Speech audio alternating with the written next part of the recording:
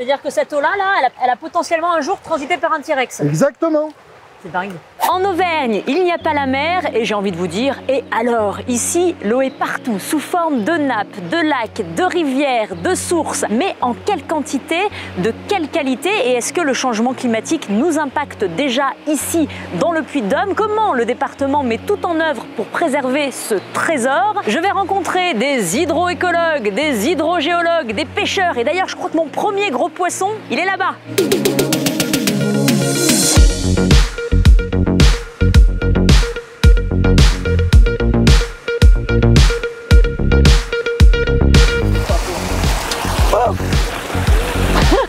Marc, bonjour.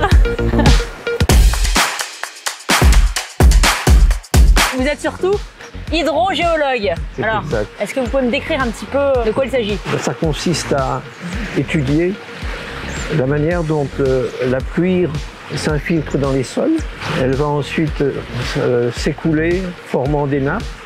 Et au terme de tout ce trajet, elle va émerger en extrémité d'un bassin sous la forme d'une source comme celle qu'on a devant nous. Alors c'est ça une source volcanique? Ça, c'est une source volcanique. Vous avez un bassin qui autrefois s'écoulait, enfin vous aviez autrefois un cours d'eau qui s'écoulait là et qui rejoignait ça. Tout ça, ça a été comblé par des coulées volcaniques et des scories et tout ça s'est transformé du jour au lendemain en un superbe aquifère. En tout cas là, on est à la source. Rapprochez-vous les gars parce que d'avoir comme ça une eau vive et jaillissante et pure, on peut dire, en tout cas. Totalement pure. Elle est pure celle-ci. Elle est bonne. Très pro, hein, Marc. Hein. Ouais, top. Hein. Je sais pas, 10 sur 10 hein. 10 sur 10. Allez, vous avez passé l'examen. Coming next, on va voir un hydroécologue maintenant. C'est votre bien. cousin. Ouais, cousin.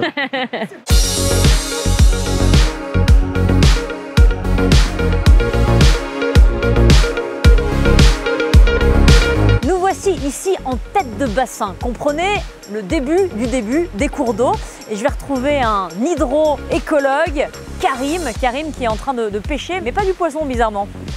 Karim, T'as réussi à me retrouver alors? j'ai au milieu des orties. Il y a quelques orties, mais on est sur un cours d'eau remarquable. Tête de bassin du Massif central. Qu'est-ce qu'il nous raconte ce cours d'eau? Alors, il y a tout ce qui est la notion d'habitat dans les cours d'eau. Alors l'habitat sont des composantes de substrat. Alors, je t'explique. Attends, mais toi t'es équipé comme un guerrier là. Les bryophytes, c'est des mousses que tu vois qui n'ont pas de système racinaire, elles sont décrochées et elles absorbent que par le système foliaire. C'est la petite mousse qu'il y a devant. Ça c'est un bon indicateur ça. Ça c'est un bon indicateur parce que le fait d'être biogène, ça veut dire que c'est accueillant. Ah. La maison est bonne. La deuxième chose sur laquelle on travaille, c'est l'hydrobiologie. La biologie, c'est l'étude du vivant. Hydro, les eaux. Le vivant qu'il y a dans les eaux. Une des choses qu'on connaît intuitivement le mieux, c'est les diatomées qui sont une des composantes du phytoplancton. Et c'est ce qui nous faisait glisser quand on était petit sur les pierres. Tu vois, tu peux pas avec. Mais voilà, ça glisse, tu vois. Attends, bah, je vais te dire si ça glisse ou pas. Tu vois, ça glisse. Ouais, c'est vrai, ça glisse. Regarde bien. Tu vois, oui, c'est gluant. Tu vois ce biofilm là, ça c'est des diatomées. Tu vois, ça c'est des diatomées. Donc les diatomées, ce sont des algues? Ce sont des algues et la présence-absence et la structure du peuplement fait qu'on peut donner une qualité des eaux. Dis-moi pourquoi c'est si précieux? Ben parce que c'est la base de l'alimentation. Ça sera mangé par le phytoplancton. Le phytoplancton sera mangé par les macro-invertébrés. Les macro-invertébrés seront mangés par les poissons. Et qui mange le poisson? Nous-mêmes.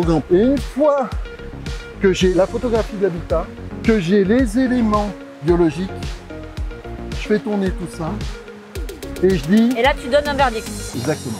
Alors, du coup, tu peux m'en dire un peu plus sur l'état de la ressource ici en Auvergne? Mes périodes de travail, dans les années 90, c'était début juillet, mi-septembre, maximum fin septembre. D'accord. Maintenant, on commence début mai et on va jusqu'à fin octobre. Ça veut dire qu'on a des étés plus chauds et qu'on a des diminutions d'hydrologie dans les cours d'eau. Il y a moins d'eau. Tu te rends compte que l'eau douce, il y en a très peu sur Terre. Très peu sur Terre. Donc le tout, c'est d'en prendre soin. Ah oui. Voilà. Eh, rends-moi ma chaussure.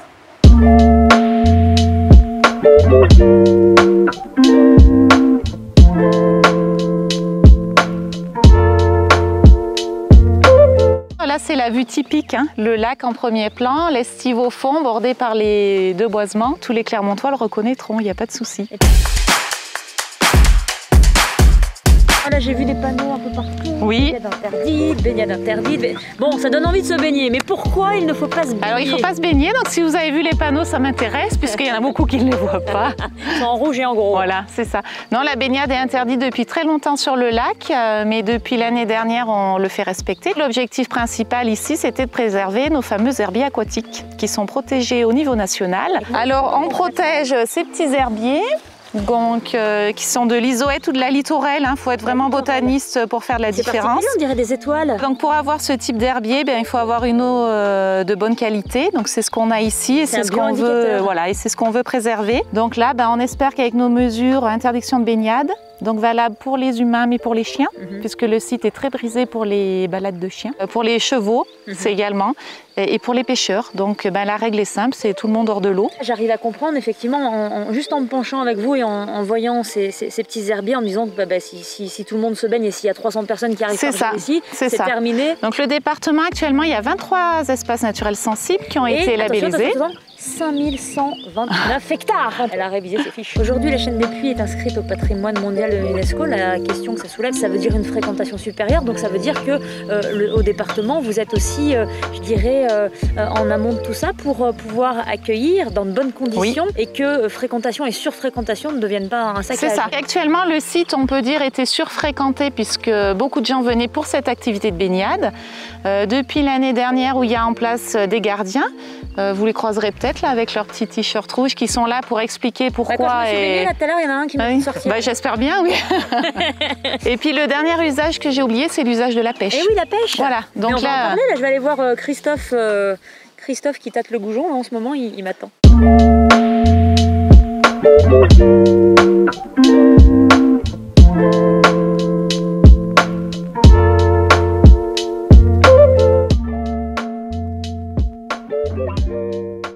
Comment on fait pour marcher dans l'eau avec ça et avoir la classe? Tu veux pas? Pourquoi tu pêches en rivière, en eau vive et pas en lac par exemple? J'ai besoin un petit peu d'action. Ah ouais? Moi je peux me déplacer, je vois des paysages, je remonte le cours d'eau. C'est ça, parce qu'en fait finalement tu peux remonter jusqu'à combien là sur plusieurs kilomètres? Jusqu'à ce que j'en ai marre. C'est vrai? Jusqu'à ce que je me fatigue. Et ben là je te laisse jeter en haut du courant. Ouais. Très bien, est-ce que là c'est bon, c'est dégoupillé? Ouais, c'est bon. Ok. Voilà. Ok, et là l'idée c'est de slalomer entre les cailloux? Ouais, slalomer entre les cailloux. Ok. Et d'adapter ta vitesse en fonction du courant. C'est quoi ton rôle exactement à la Fédé? Donc à la Fédé, je suis agent de développement.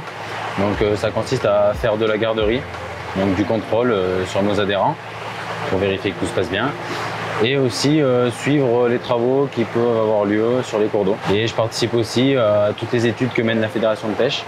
Donc que ce soit les pêches électriques, tous les suivis scientifiques sur les rivières, sur les lacs, sur les barrages. Pourquoi c'est important qu'il y ait finalement la Fédé présente dans les cours d'eau français auvergnats, puis d'Aumois et d'une manière générale en France et partout dans le monde? Alors déjà, tous les adhérents de chaque département, on les appelle un petit peu les sentinelles des cours d'eau.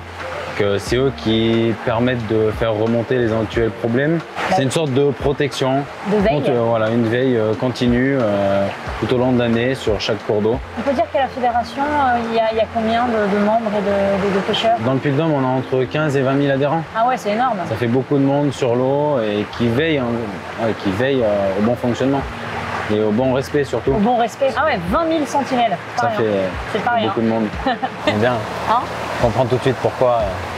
Pourquoi tu as choisi ce métier, ouais. Voilà.